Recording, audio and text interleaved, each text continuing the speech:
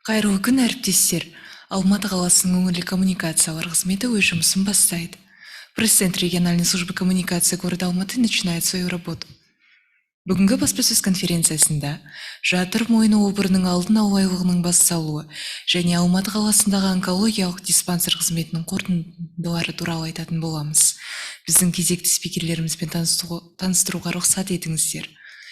Исмағамбетов Нұрсұлтан Амангасұлы, Алматы қаласы онкологиялық орталығының директоры. Болатбекова Райхан Өлмесханқызы, Алматы қаласы онкологиялық орталығының онкогинекология бөлімінің меңгерушісі. Добро пожаловать. Первое слово вам, Нұрсұлтан Амангосович. Саламатсыз ба, құрметті алматылықтар. Рұқсат беріңіз, 2023 жылдың қорытындысын сізге онкология жағынан ақпарат берейік. Былтыр Алматы қаласында 5491 науқас қатерлі ісікпен тіркелді Алматы қаласы бойынша. Өкінішке орай бірінші орында сүт безінің қатерлі ісігі 794 адам тіркелді. Екінші орындағы тоқ-ішек қатерлі ісігі 489 рет кездесті. Үшінші орында өкпенің қатерлі ісігі 332 науқас тіркелді Алматы қаласы бойынша. По смертности ситуация также неоднозначная. На первом месте у нас зарегистрирована самая основная причина – это рак толстой кишки. 210 пациентов погибли, к сожалению. На втором месте рак легкого, 206 случаев. И на третьем месте рак молочной железы, 171 случай. В связи с этим мы опять же и постоянно проводим информационную работу в плане приглашения жителей города на все скрининговые программы, которые проводятся во всех наших поликлиниках города. Қазіргі уақытта міне Алматыдағы 2 миллион адам 76 поликлиникаға тіркеліп тұр емханаға. Сол емханаларыңыздан тегін скрининг бәрін өту керек. Проводятся 3 основных скрининга. Это по поводу рака молочной железы для женщин, рак шейки матки и колоректальный рак. Енді науқастардың саны өкінішке орай жылдан жылға қосылып келе жатыр. Соңғы 3-4 жылда 11%-ға көбейді Алматы қаласы бойынша. Біздің орталықта мысалы 2018 жылы 12 мың адам емделіп шықса, былтырғы жылы емделген науқастардың саны 22 мыңнан асты. 22.654-ке жетті. Енді емнің арқасында әрине жазылған науқастардың саны көбейіп келе жатыр. Дәрі жағынан үкімет өте көп көмек бөліп жатыр, қаржы жағынан, дәрілер жағынан. Жылдан жылға дүниеде шығып жатқан жаңа дәрілер қосылып жатыр. Соның арқасында мына өлім көлемі Алматы қаласында жайлап төмендеп келе жатыр. Біз оған қуанамыз. Бірақ әлі алдымызда жұмыстар, сұрақтар да өте көп. Ақпаратыңызға көп рахмет. Келесі сөз кезегі Райхан Өлмесханқызына беріледі.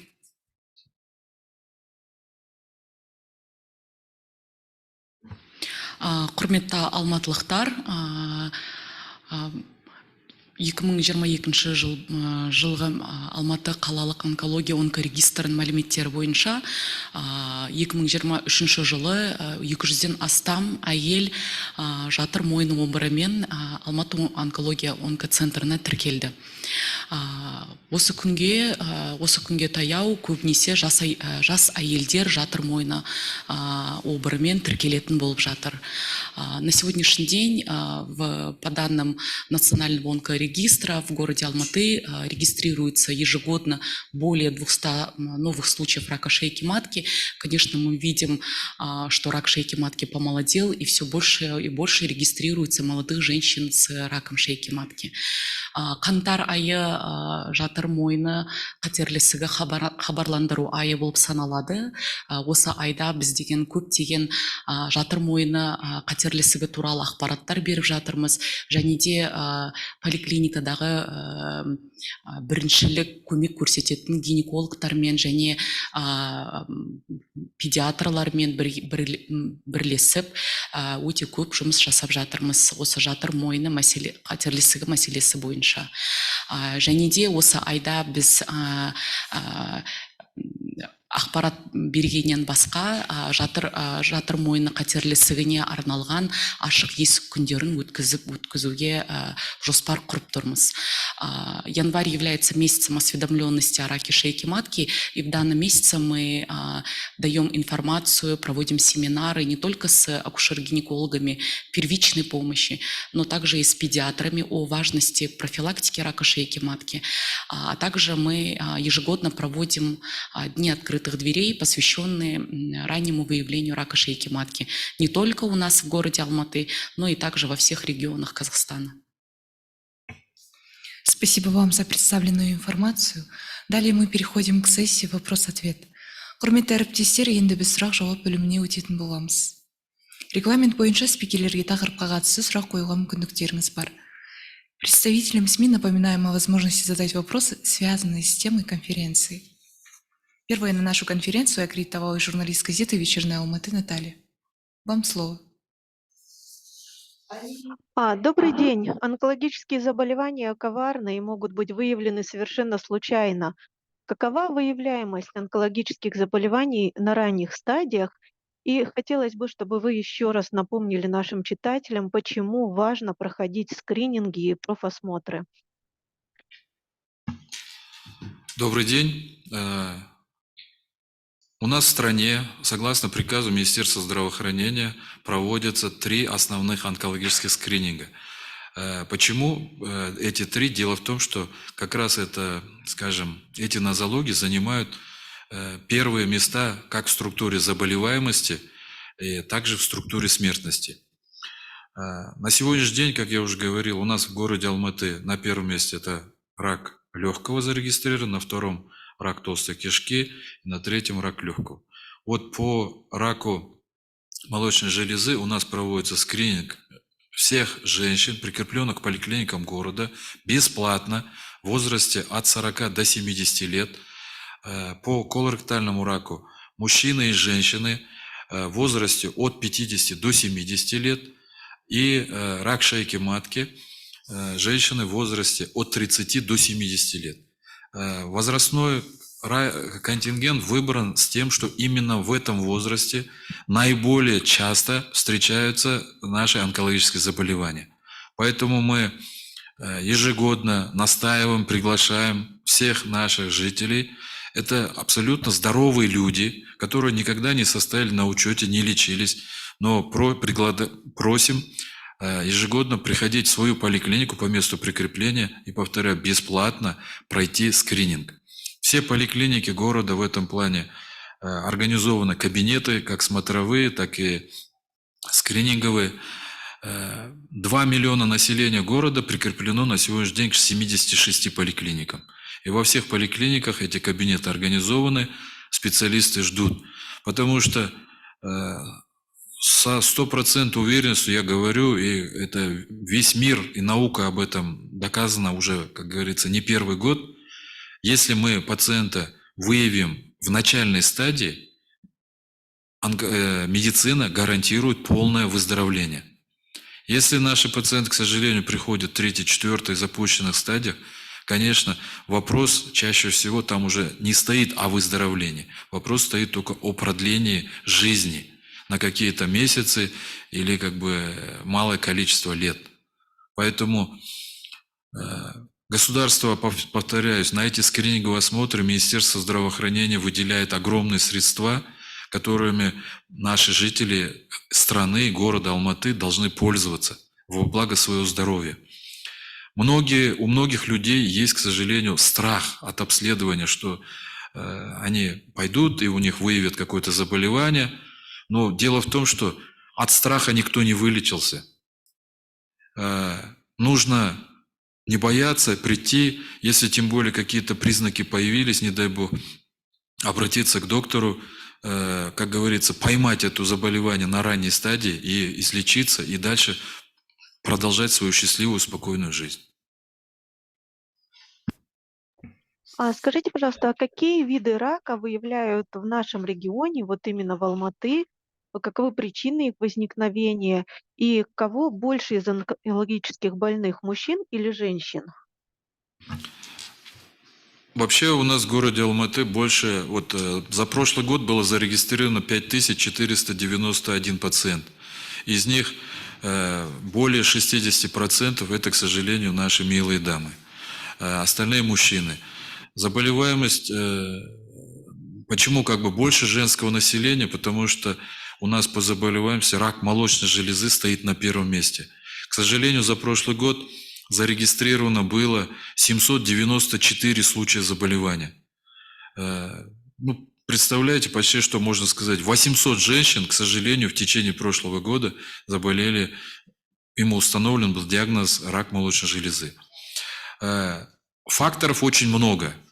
В плане того, что это может быть связано как и с жизнью своей, питанием, поведенческими, плюс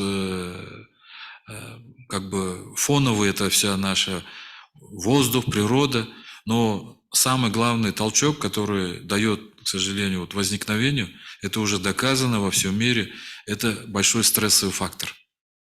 Поэтому я думаю, там более детально моя коллега, заведующая отделением онкогинекологии, профессор Булатбекова, изложит. Но общих факторов очень много. По поводу рака толстой кишки, который уже по смертности в Алмате вышел на первое место, также мы считаем, что это, такой более американский и европейский тип питания, к которому мы ушли уже за последние 20-30 лет. Вообще уже давным-давно доказано, что все газированные напитки и продукты, которые вообще, можно сказать, которые в коробочках продаются, это вообще все яд. И очень много уже исследований проведено о том, что даже исключение уже газированных напитков вызывает снижение не только в первую очередь и сахарного диабета, но и других заболеваний, в том числе и рака. Если можно еще уточнить, в каком возрасте именно в Алматы чаще всего диагностируют рак и на каких стадиях? Я хочу дополнительно ответить к факторам риска касательно гинекологического рака. Например, как уже Нурсултан Амангосович сказал, это образ жизни, скажем так, питание, неправильное питание, присутствие в питании легких углеводов. И также важным фактором в развитии рака гинекологического, именно, например, рака шейки матки, является курение. Сейчас все чаще мы видим женщин, которые употребляют курением, злоупотребляют курением, также злоупотребляют не только курением обычных сигарет, которых мы в классическом понимании понимаем, а также употребление вейпов и кальянов, которые тоже также способствуют увеличению регистрации гинекологического рака. Я добавлю также о том, что максимальная возрастной группа, которая наиболее часто регистрируется не только в Алмате, по всей нашей стране, это возраст от 60 до 65 лет. Но хотелось бы отметить, что за последние 10-15 лет мы видим неуклонное снижение этого возрастного ценза в сторону молодых. Скажу из своего опыта, практически работая уже 30 лет в онкологии, мы никогда раньше не встречали, например, 18-летних девушек с диагнозом рак молочной железы. Но на сегодняшний день мы ежегодно уже видим несколько случаев только в нашем городе, не говоря уже про всю страну. Наталья, извините, пожалуйста, можете повторить вопрос дополнительный? Про возраст. Да, сказали, да? Спасибо большое. Келесі сөз кезегі Алматы ақшамның журналисті Нұржамал Әлішеваға беріледі. Жақсы күн болсын баршаңызға. Менің сұрағым Жаңа айтып кеттіңіздер, жатыр мойнының обырын ерте сатысын анықтау үшін скринингтен өту керек дейді. Ал қазір шыны керек көп адам жұмыс бастығы есет ауыратады, немесе мен дәл қазір ауырып тұрған жоқпын деп оған мән бере қоймайды. Осы жөнінде айта кетіңізші, жалпы әйел адамдар скринингке қалай қарап жүр? Әлде дәрігерлер өздері шақырып әлек пе?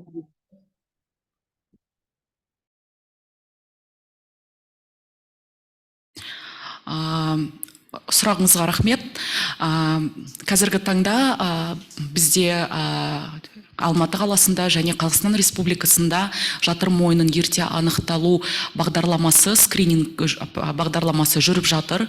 Ол 30 жастағы әйелдерден бастап 70 жастағы әйелдерге дейін күнделікті осындай біздің поликлиникаға шақырылады. Бұл әйелдер әр 4 жыл сайын скрининг бағдарламасын өтіп тұру керек. Негізінде ол скрининг, сіздің сұрағыңызға келсек, скринингтің өту ешқандай қиындығы жоқ. Ол скринингқа әйел адам 15 минут уақытын бөлетін бағдарлама болып келеді. Бұндай бағдарламаға біздің өздеріңіздің тіркелген поликлиникаңыздан шақыру келеді. Шақырудың ішінде уақытымен және күні белгіленеді. Сондықтан менің ойымша 15 минут уақыт әр 4 жыл сайын ешқандай қиындық келтірмейді деп ойлаймын.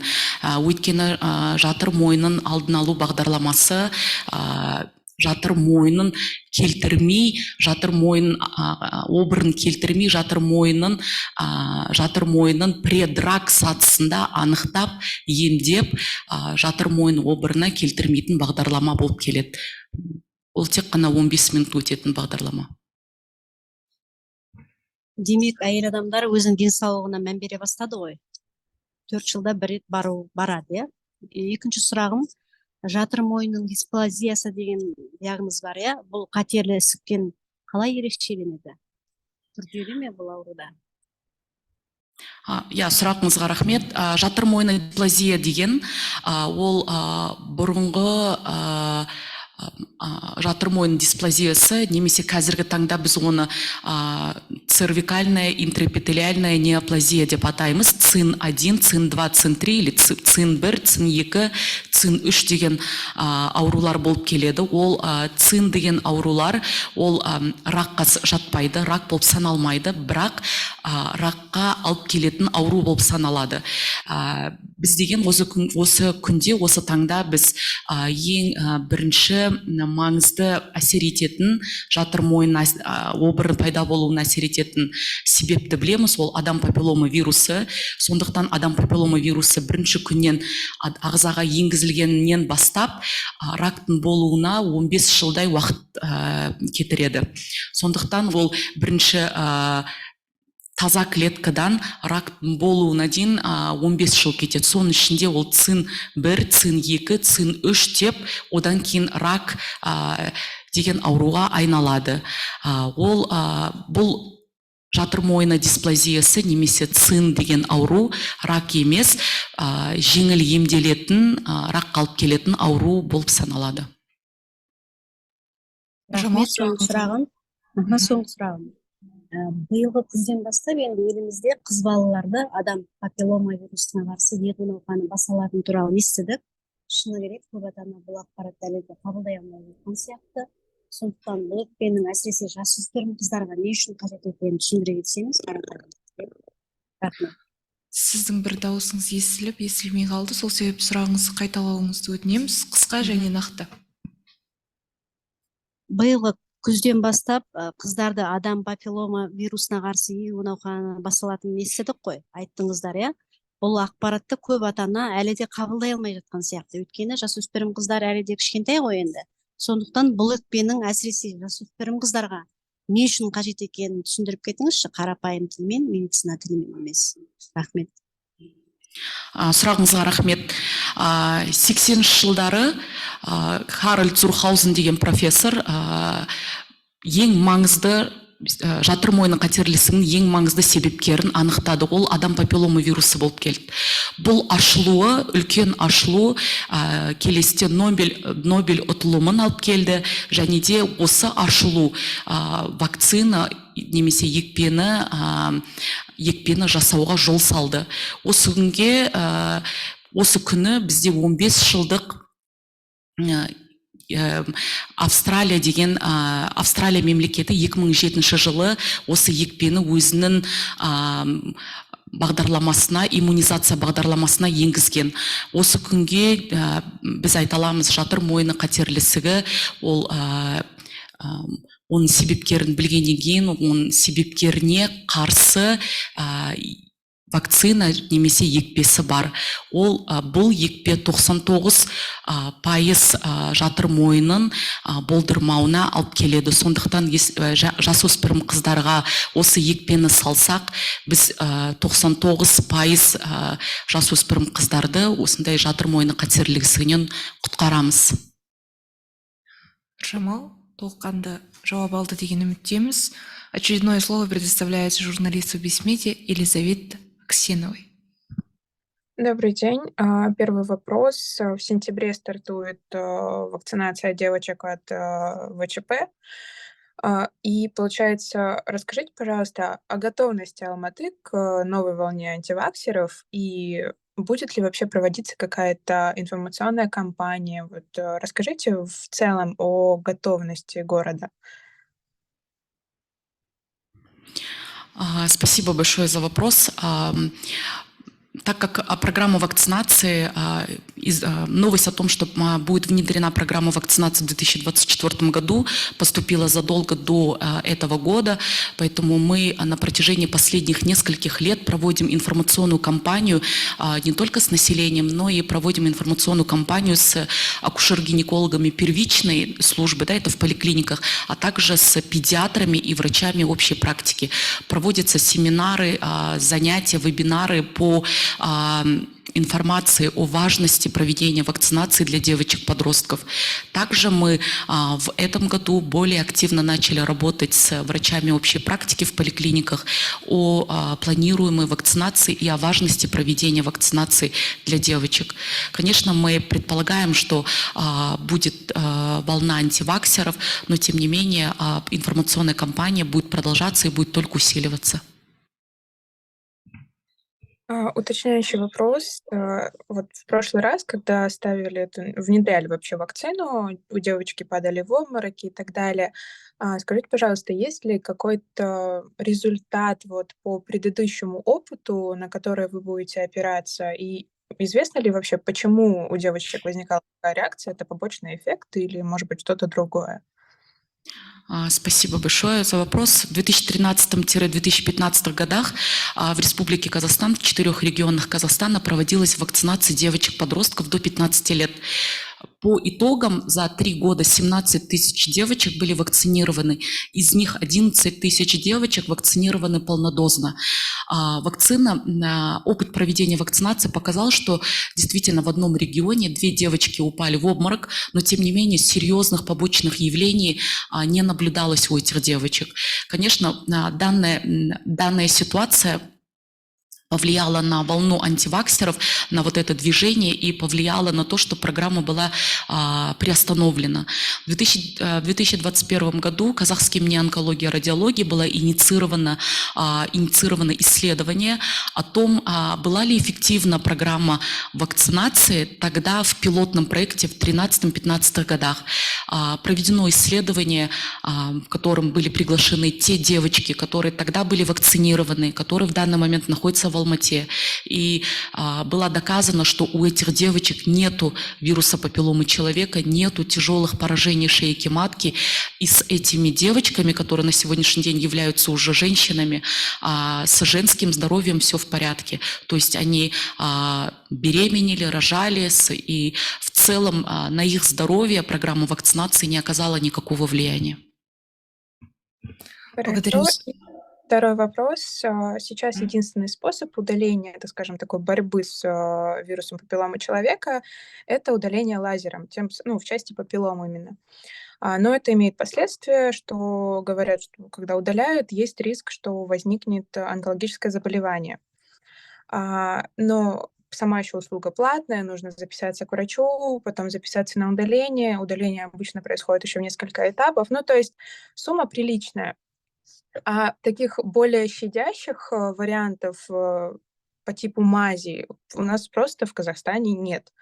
То есть люди даже какие-то непонятные наклейки с китайских сайтов заказывают, которые, ну, гарантируют их производители, что якобы эти папилломы у них исчезнут. Скажите, пожалуйста, появятся ли вообще какие-то щадящие препараты у нас в аптеках, и почему их на данный момент нет?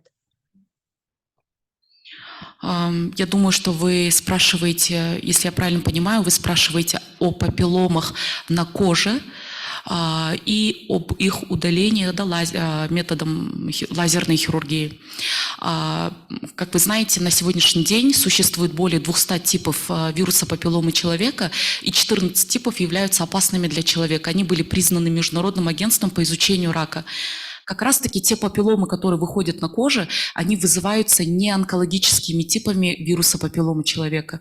И в целом они не являются такими опасными, как для шейки. Ими действительно занимаются дерматологи. Дерматологи проводят лечение, хирургическое сечение, независимо от того, каким путем это методом лазерной хирургии или методом ножевого сечения, но тем не менее они проводят лечение. Конечно, на выбор пациентов в первую очередь мы предлагаем, как врачи, предлагаем лечение проходить в поликлиниках, где проводится лечение бесплатно, бесплатное сечение папиллом на коже. Но тем не менее выбор остается за пациентом, и может быть в большинстве случаев где-то пациенты обращаются в частные клиники. Я вам не могу на этот вопрос ответить. Можете, пожалуйста, пояснить, что нужно, куда обратиться, к какому врачу, чтобы вот людям в поликлиниках бесплатно сделали эту процедуру? Так, можете добавить? Да, разрешите. Вообще, вот опять, 2 миллиона населения города Алматы прикреплены на сегодняшний день к 76 поликлиникам города. Это все разные группы населения, за которых частично оплачивает страховые взносы государства. Работающее население в основном оплачивает из своей зарплаты.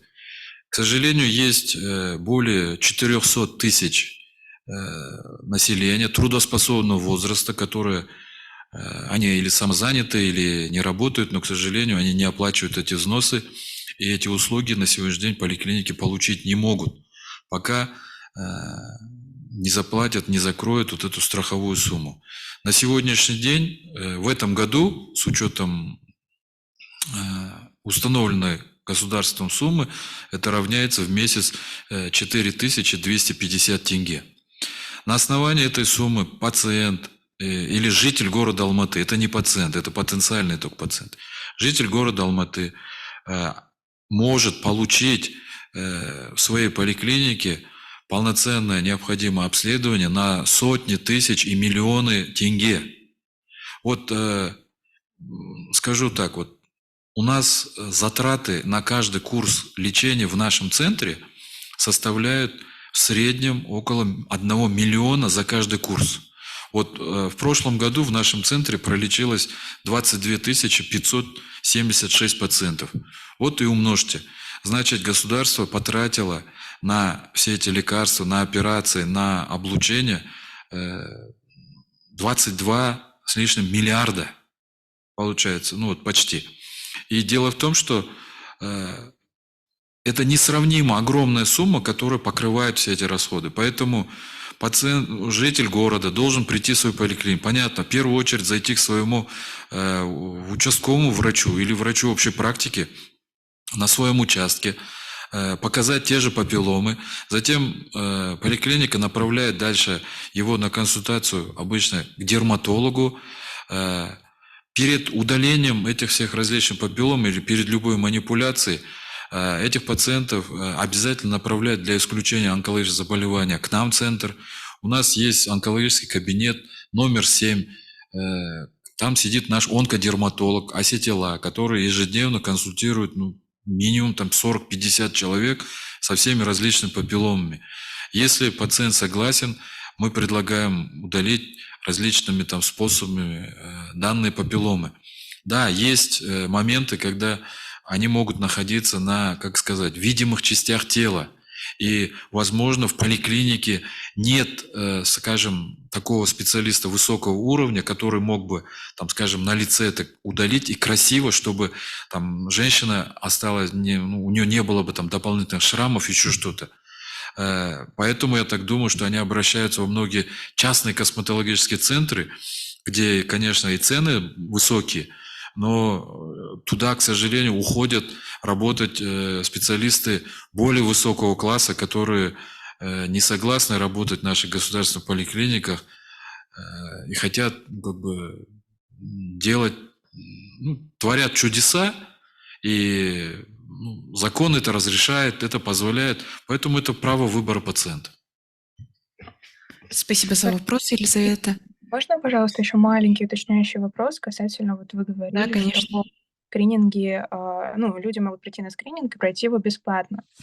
Но вот у жителей, в принципе, у всех казахстанцев, особенно женщины, они сталкиваются с тем, что приходишь в поликлинику сдавать анализ на то, чтобы проверить, болен ли ты. Сами же врачи говорят, что это не совсем эффективный способ, что лучше обратитесь в частный, допустим, в тот же Олимп, там более точно, потому что исследуется больше типов или групп. Объясните, пожалуйста, это действительно так? То есть казахстанцам лучше идти в частную, чтобы узнать на 100%, или те же самые проверки, скрининги в поликлиниках, они также достоверны, как и те, что в частных? Сразу скажу, я не согласен. Вот у нас в городе Алматы онкологическую помощь последние годы оказывали не только государственные больницы, вот в том числе, например, Казахский НИИ онкологии, наш центр, Алматинский онкологический центр, но в том числе госзаказ получали такие частные медицинские центры, как Сумкар, Медитера и другие. Но, как мы видим по потоку, население больше доверяет нашим государственным клиникам, где я считаю, что мы настолько выстроили свою работу в плане обеспечения 100% лекарствами, в том числе самыми дорогими. У нас на сегодняшний день применяются, мы, как говорится, внутривенно пациентам капаем препараты стоимостью 3, 4, 5 миллионов тенге, и которые они должны получать в течение нескольких лет, каждый 21 день для того, чтобы жить. До 2019 года в стране не было этих дорогих таргетных препаратов. Министерство внедрило их в свою практику. На сегодняшний день я могу реально собрать вам несколько сот алматинцев, которые благодаря этой терапии на сегодняшний день живут, но без этих лекарств они должны были этот мир покинуть в 2020, 2021, 2022 годах. Но они до сегодняшнего дня, они живы благодаря этой огромной поддержке. Поэтому, да, к сожалению, люди могут всегда ошибаться. Врачи тоже не боги. Есть доктора еще малым опытом, есть очень опытные. Они работают как в государственных клиниках, так и частных. Поэтому мир на сегодняшний день, конечно, и пациенты идут, как говорится, на громкие фамилии, на, скажем, качественное лечение. Но опять повторяюсь, врачи не боги. У нас также есть, скажем, заведующие, которые, их знает вся страна, к ним едут, вот Балтаев, вот профессор Болатбекова, профессор Ишкинин. Но, к сожалению, мы тоже всех спасти не можем. Если пациент приходит в начальной стадии, мы это гарантируем. Если пациент придет в 4-й стадии, но, к сожалению, почему он так поздно пришел? Мы этот вопрос задаем часто и пациенту, и родственникам, но ответы, скажем так, нас не устраивают. Я не знал, я не ходил, я не хотел. Человек хочет жить, тогда и надо своевременно ходить в поликлинику. Да, я понимаю, везде есть очередность, к сожалению. Надо иногда, может быть, и кулаком стукнуть и потребовать этот скрининг провести. Мы ежегодно своих всех сотрудников настаиваем, даже освобождаем. Есть приказ о том, что мы должны один день рабочий предоставить в плане выходного для того, чтобы проходили скрининг. Да, этот закон, к сожалению, пока мало действует, но те добросовестные руководители, которые заботятся о своих сотрудниках, они должны это делать и должны своих сотрудников раз в год отпускать на этот скрининг бесплатно. Ну, в смысле, сохраняя за ними тот же день оплату, как бы предоставляя. Елизавета, думаем, что вы получили Мо- полноценный ответ, нет, и у не нас на ответили на очереди вопрос. другие ваши коллеги. Просим дать им возможность Понимаю, задать свои можно, пожалуйста, вопросы. не ответили на мой вопрос. Действительно ли стопроцентная выявляемость у тех анализов в поликлиниках бесплатных? Ну, Извиняюсь, да, вот так. коротко. Дело в том, что вот, например, рак шейки матки. Ежегодно в городе Алматы 100 тысяч женщин должны прийти к гинекологу и взять оттуда мазок. На сегодняшний день все эти поликлиники заключают договор по исследованию этого мазка. В основном всего 3-4 лаборатории в городе этим занимаются. Это наш центр, тот же, например, Алип, Инвиво, Инвитро. Мы ежегодно этот анализ проводим. И никакой там, скажем, прям огромной разницы, что здесь информация, ответы ложные, а там все положительные или наоборот, этого нет. Они статистически практически все достоверны. Поэтому оборудование у нас практически у всех одинаковое, и оно, скажем, не китайского, не там еще индийского или не знаю там производства. Все в основном европейские, американские. Реактивы также завозятся из в основном дальнего зарубежья. Поэтому в этом плане это заблуждение, это как бы такое заблуждение, я считаю. Хорошо, спасибо большое за ответы. Спасибо вам за уточняющий вопрос. Журналист Нуркизет направила вопросы, позвольте озвучить. Райхан Ульмисхановна, подскажите, пожалуйста, влияет ли экология Алматы на рост онкологии?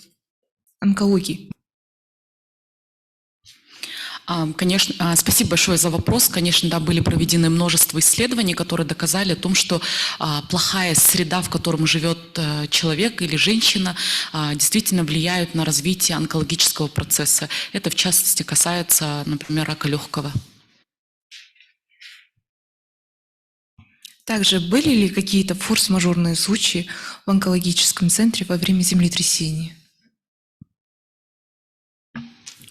Нет, дело в том, что вот в 2017-2018 годах наш центр полностью прошел реконструкцию здания капитальным ремонтом и сейсмоусилением. Да, конечно, страх у пациентов, как и у всех жителей города, был. Какую-то часть пациентов наших родственники домой приехали, забрали.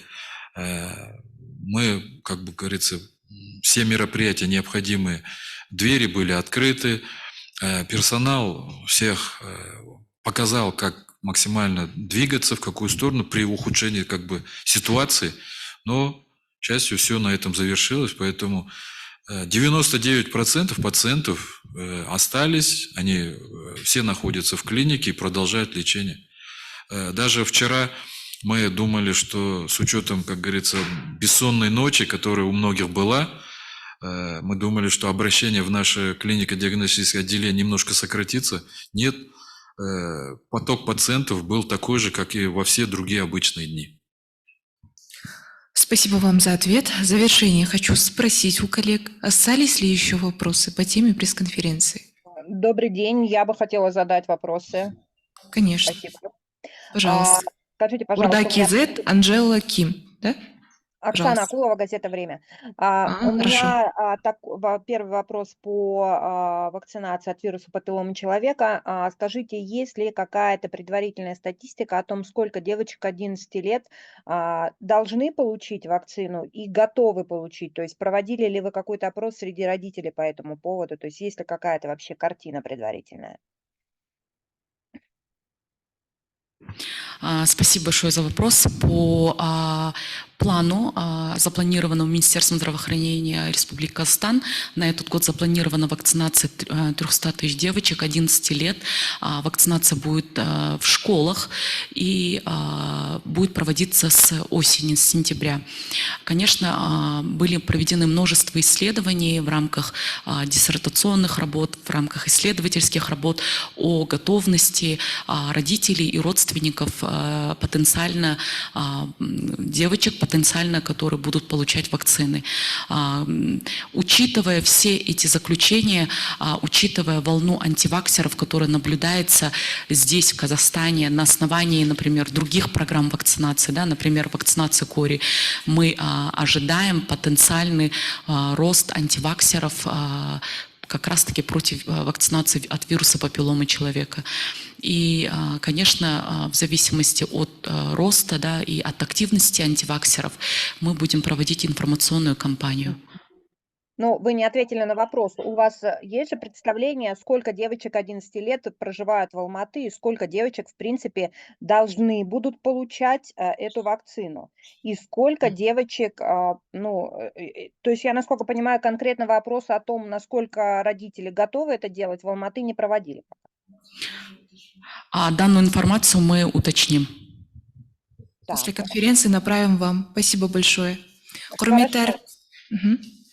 И еще один вопрос, то есть есть ли какой-то план на тот случай, если желающих окажется мало, то есть через сколько месяцев можно будет вакцинировать более старших девочек, там 12-13 лет и так далее, и коротко ситуацию вообще по раку шейки матки, какие самые ранние случаи выявляются в Алматы, смертность и изменение количества заболевших?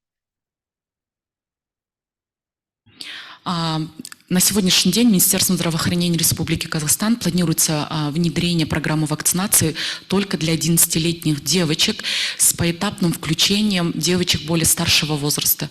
Конечно, все это будет зависеть от того охвата, который будет как раз-таки для 11-летних девочек-подростков. Если говорить о раке шейки матки в городе Алматы, рак шейки ежегодно по данным онкорегистра в городе Алматы мы регистрируем более 200 случаев рака шейки матки и около 40 случаев смерти от этого заболевания. Показатель заболеваемости раком шейки матки в городе Алматы является выше среднереспубликанских значений, так как очень большое количество людей регистрируется в городе Алматы из других городов. Смертность от рака шейки матки в городе Алматы является ниже среднереспубликанских значений, что говорит о работе скрининговой службы, также о качественном своевременном оказании диагностики и лечения рака шейки матки. Основываясь на мой опыт, который мы имеем, работая в онкологическом центре, самый молодой возраст, у которой был обнаружен рак шейки матки, это была женщина 21 лет. Она была беременна. Мы обнаружили рак шейки матки во время беременности. К сожалению, рак шейки матки был обнаружен в запущенной стадии, была 4-я стадия у данной пациентки.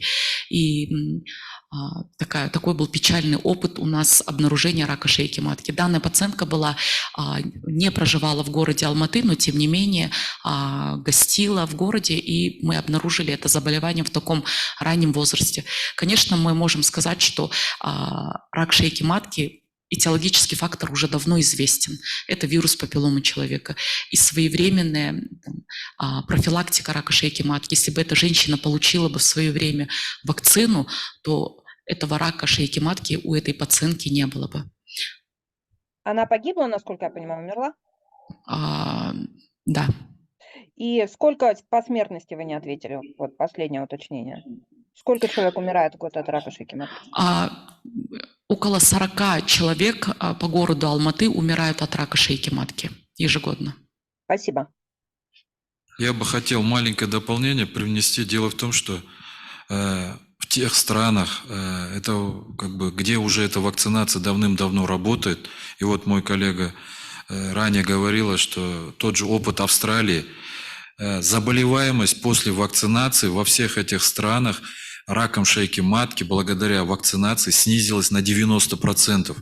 И вот представьте, у нас в Алмате ежегодно регистрируется больше 200 женщин, и если эта цифра снизится до 20 в год, да, мы можем этим гордиться, потому что это наши сестры, мамы, бабушки. Поэтому, да, как бы вакцинация необходима, но те же антиваксеры, они как бы активно себя ведут, но когда их касается, и притом это уже много случаев есть, связанных не только с онкологией, с корью, и так, и затем уже потом горькими слезами, как говорится, плачут. Но мир всегда и люди всегда пытались учиться на хороших любых, как говорится, практиках, которые внедрены. Почему наша страна должна быть против хорошего того, что в мире происходит? Поэтому я прошу всех журналистов в этом плане поддержать всех врачей, доводить эту информацию, потому что 90% снижения заболеваемости, да я буду только этим гордиться и радоваться, что мы все помогали этому действию, которое случится в стране в ближайшие годы. Спасибо. Спасибо вам за представленную информацию. И спасибо также Оксане за вопросы. Құрметті әріптестер, бүкіл сауалдарыңызға спикерлерден жауап алды деген үміттеміз. Осымен біз баспасөз конференциясын аяқтаймыз. Дорогие коллеги, спасибо за участие в пресс-конференции. На этом мы завершаем наш прямой эфир.